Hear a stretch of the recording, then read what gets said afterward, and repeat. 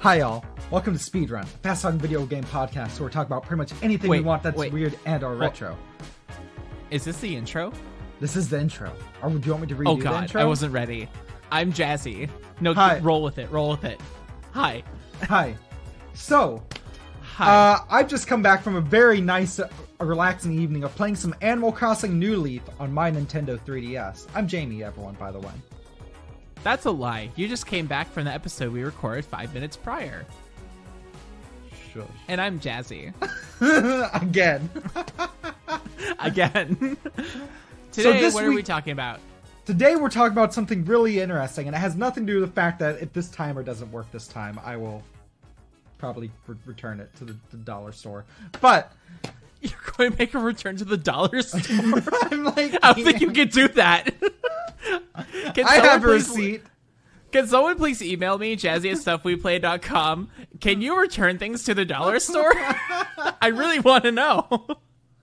Also, I forgot to mention my hair is still messy from last week. Deal with it. I love you. And I still have my glorious anime. Glorious mane. Love it. Love it. Oh, you're going to get your hair all up in your mouth. What a great excuse to sub to our Patreon. Oh, it's all in your mouth. I told you so. To see the wonderful things that we are doing into our cameras, you can check out our $10 tier question mark.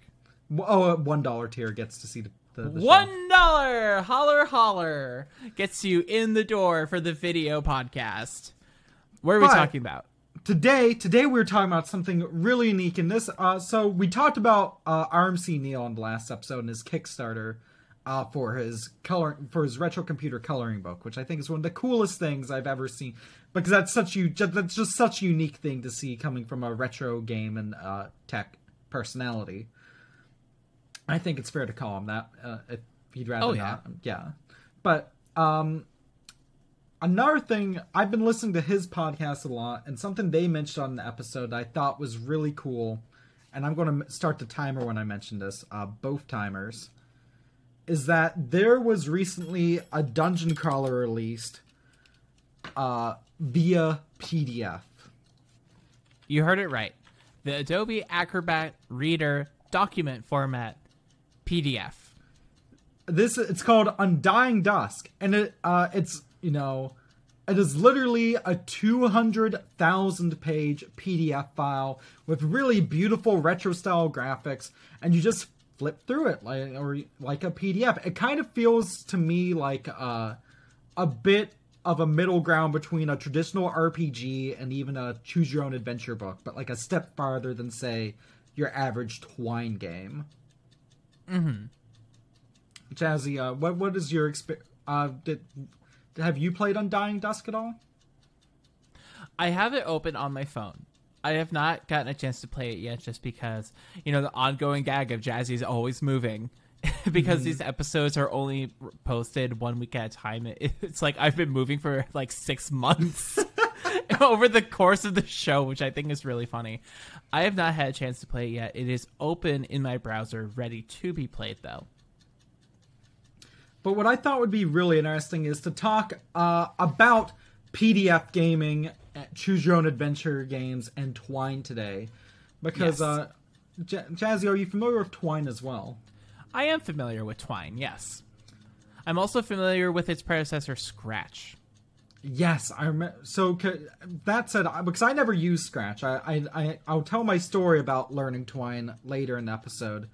But explain what Scratch and Twine are to everyone listening at home.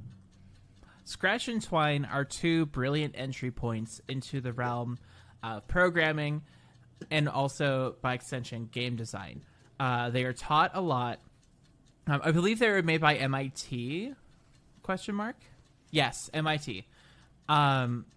They are taught a lot in like middle and high school, with some elementary schools also teaching it as like an option in their computer labs. And it is a really great way to get young minds into the STEAM ecosystem by way of technology. And it also reinforces, like, if you have artist friends, get them to submit art for your Twine projects instead of just going on Google Images and ripping whatever you find. As a system, I really, really love it. and it also reinforces a lot of fundamentals of some really powerful languages that you can and will use later on in a programming journey. I was a comp sci major for 1 year of my college career. The rest of it was in audio engineering, but when I did check out Scratch because it came out when I was late in high school, I think. I might be totally off base. Watch, it probably came out in the 90s, and I'm just messing it up right now. But it was being taught, and some of my friends were taking the Scratch class, and then we would just like play around with it like at lunch on our laptops and just like, oh, I made this, and we would just swap projects. And then I carried that with me into my freshman year of computer science, and it was really, really useful. So that's a really brief overview of the platforms. So it looks like it was a little earlier. It was 2007, but it didn't really take off till closer to the 2010s. That sounds about right, yeah.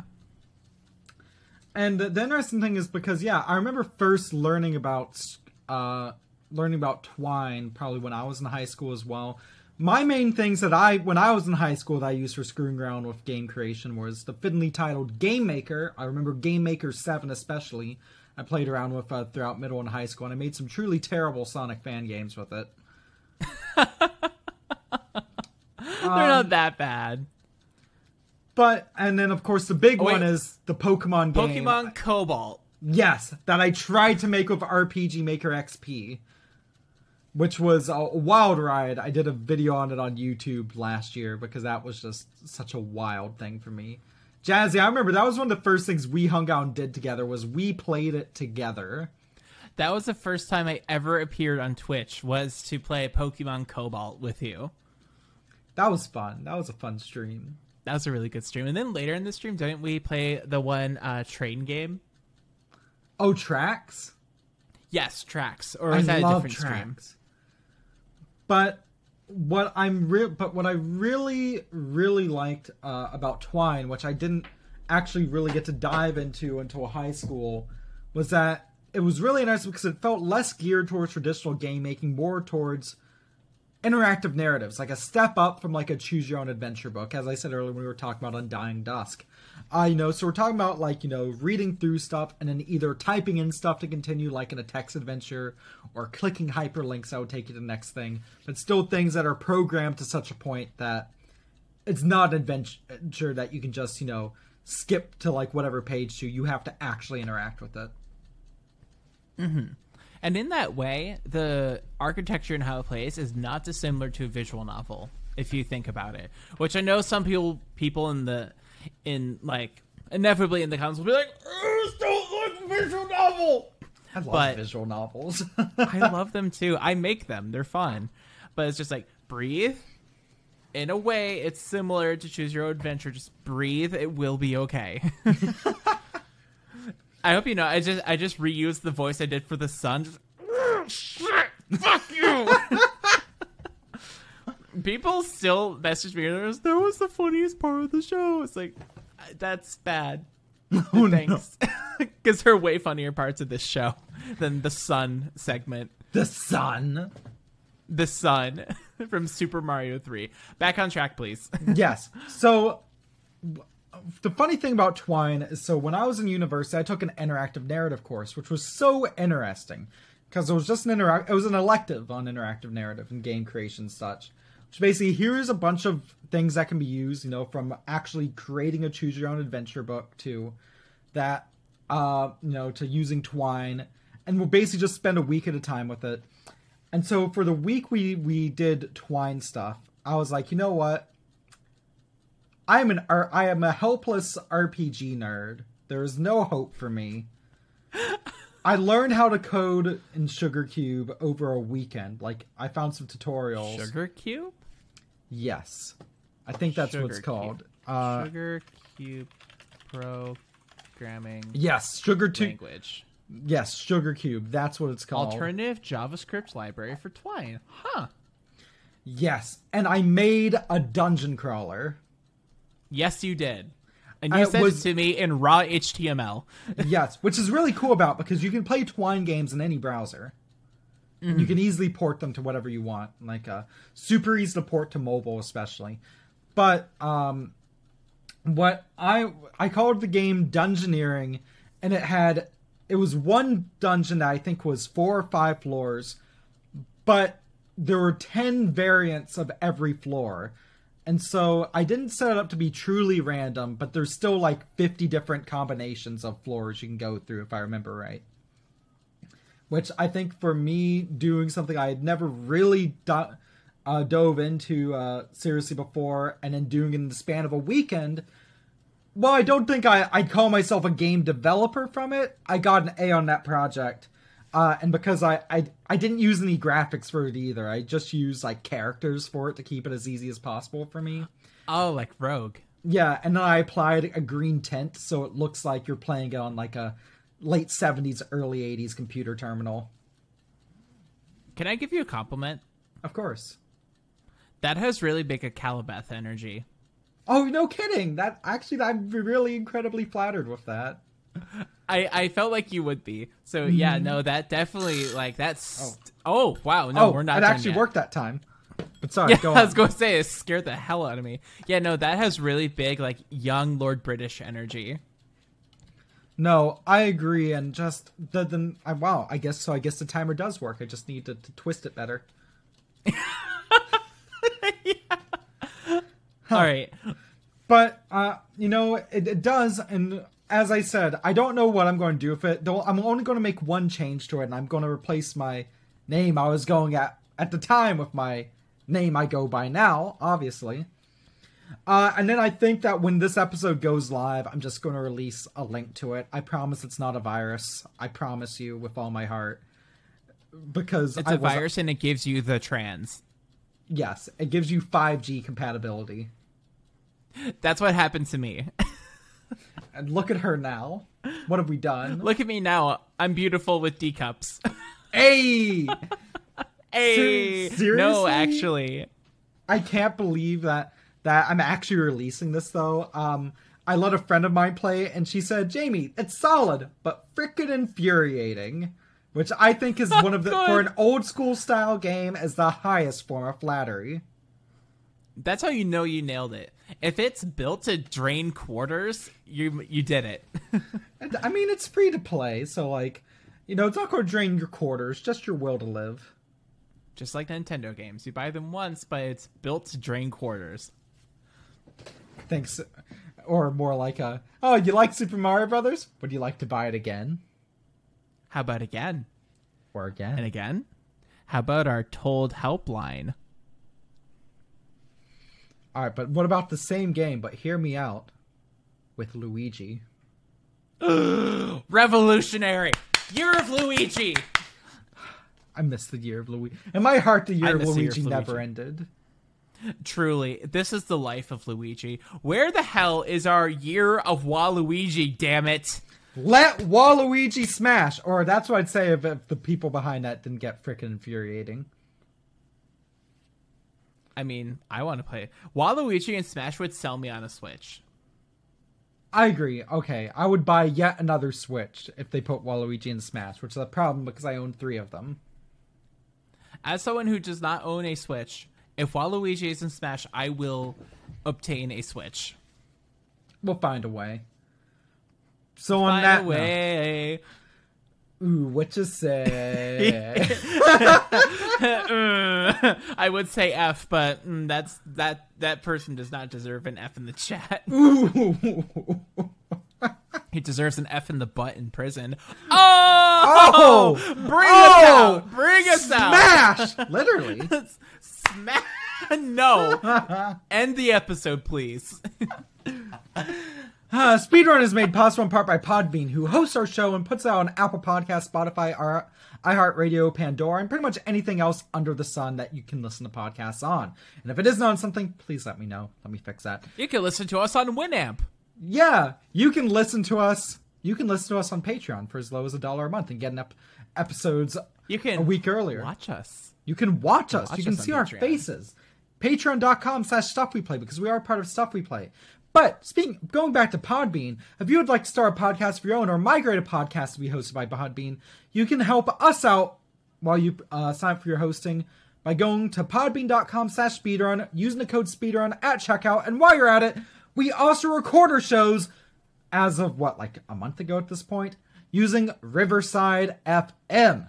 Help us out. Give us 10% of the money you spend on that by going to our link in the description below. And if you have ideas for future episodes, email me at jamie@stuffweplay.com or to jazzie@stuffweplay.com. Finally, Jazzie, you edit this stuff.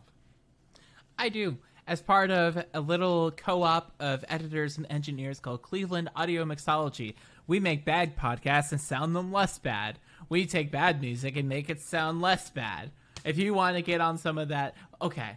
So let's say that you went through with Podbean, which thank you very much. You went through with our Riverside link. You get those talking to each other, but oh no, your podcasts don't sound exemplary. I know how to fix that. Cleveland Audio Mixology, baby. We'll make your podcast sound good. I worked really hard on that pitch. I've been Jazzie. Is that an official shirt? Finally, going back to our patrons for a sec, I almost forgot. If you were in our $10 tier, you will get shouted on the show. $10 or higher, because we do have a couple of higher tiers. And one of these folks is in it. Thank you to Robert and Abby Hornibrook for supporting the show, and also to Robert especially for sending me a Neo Geo. That's not a shout out. You said it at a very nominal volume.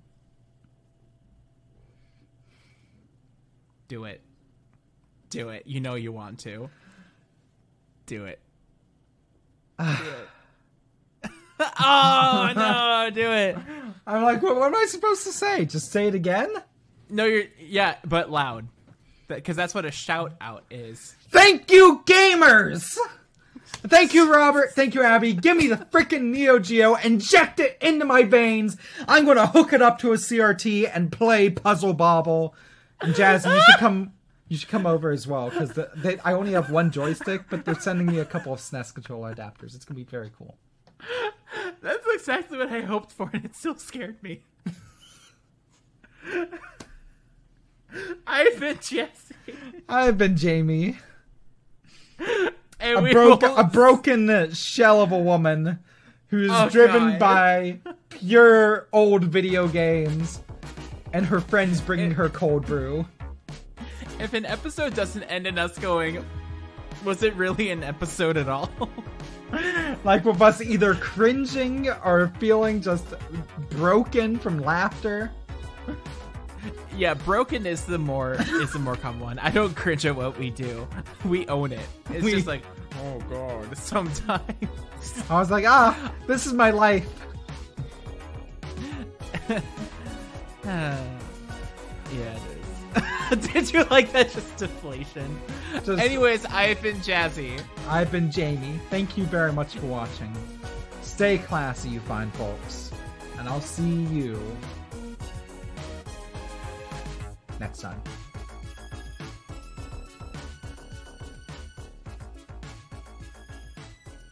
Bye! There it is.